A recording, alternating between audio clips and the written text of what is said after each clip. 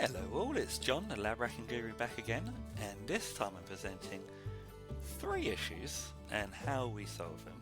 And I'm sure probably quite a lot of you actually come across these sort of issues. So yeah, here goes. I was actually further up north this time, visiting a hospital again, and I was actually showcasing my samples, which aren't lab samples, they're miniature racks. I mean, I like showing our racks off, they're really good quality. Look at that nice shiny metal, really good build quality, very strong stainless steel, and it's actually a test tube rack for a 50 and 15 mm falcon tube. You can see the different sizes of holes, 2 layers, look how secure the racks, the tubes are going to fit in there, and a nice easy lip put on the front, really easy to access. So anyway, that opened a conversation with the customer.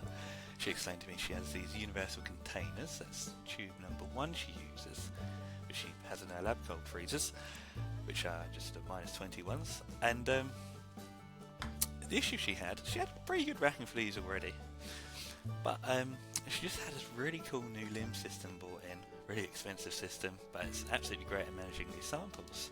But the issue is she needed to put a barcode on the front of each rack, and with her current rack she couldn't do that, but it's really easy for us to solve that problem because we actually have these little label holders, not much bigger than half of this post-it note basically. And it's just a little bit of metal that goes onto the front of a rack, and you can actually slot a laminated barcode in there, and you can remove it. It's just so you can actually interchange these barcodes, remove it and put a new one in whenever you like. So it's a really nice, inexpensive, easy problem solver. Sometimes simple works best. Now the second one was actually for a different tube, these tiny little cryovials.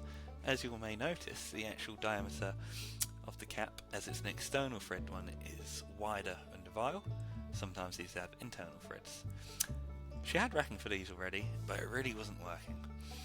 So she had racks which had this little square grids on the inside going back, and there's a few issues with these. So one's frost build-up, and as that frost builds up, as it's square it's building up in, each time this vial goes in, it's going to sit higher and higher and higher until it eventually bends over like this. It can almost roll away if you knocked it, and you wouldn't want that. And the other issue is because of the actual cap, if it's too close together, you're actually going to end up with squares you can't use because they're all pushing against each other outwards, and it's just not space efficient. So we of course designed racks similar to this, but as we manufacture and design everything ourselves, I mean obviously the advantage of that is, you know, great price because we're not buying and selling, but the second advantage of that is actually we can design the hole to perfectly fit any tube, and we can also pay a lot of attention to the spacing between each hole to make sure you don't have any issues with the cap up there banging against each other to the other tube. And so that's that problem solved. And if any of you have a problem with the frost build-up in these types of racks, which I doubt you will because it's not enclosed, as you can see, there's little tiny little spaces where the frost is going to make the vials sit higher. But if you did care about the frost build-up to a great extent, maybe you had a delicate glass vial, one thing we can do as well, which is a little bit more impressive actually, but again another simple solution, is actually we fully enclose the whole front of the rack. We did this for a university near us down in Sussex, and actually the metal goes a few centimetres back, so you wouldn't actually see under the tubes until you pull this rack out a few centimetres, and what that does is stops all the moisture getting in, and it really decreases that frost build-up.